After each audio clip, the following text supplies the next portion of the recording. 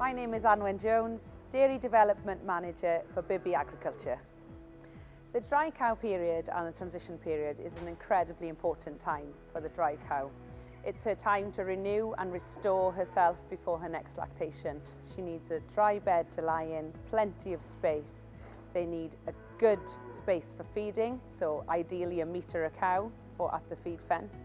They also want accessible water, nice and clean, but most of all they want a stress-free environment. So in social groupings you want to group the cows from the point of drying off to the point of calving to limit the amount of times that we split these cows. In an ideal world, cows are dried off in body condition score 3, but sometimes that's quite difficult to manage with grass and all year round calving. Well, as with all livestock, it's vital that we have good observation with our animals and our farm stock. Especially with dry cows, they're in that critical stage in their life cycle, they're heavily pregnant and they need to be monitored. So with our dry cows, we want to observe really good rumen fill. They need to be fed the same time every day. We also want to make sure that the chop length and the presentation of that mix is the same. We also want to avoid mouldy feeds, therefore farms who push up other diets from the lows and so forth, or even let the mix pile up, not the best for dry cows because it just decreases their dry matter intake. But when I'm planning a dry cow diet on farm, what I first do is look at what feeds are available on that farm, whether that's whole crop, silage, maize or other feeds. Then from that I do a mineral analysis because that depicts how and what I feed those cows.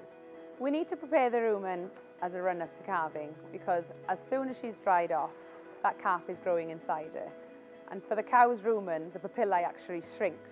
So as she gets closer to calving, we need to speed up that rumen to get it ready, get the rumen papillae working harder so that when she calves down, the nutrients will be absorbed from day one. Now, when we can't get cows to eat what they're meant to eat post-calving, they're then going to lose weight.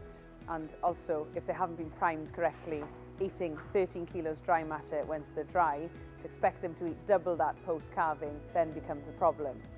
We then have issues with weight loss, feet, but also fertility.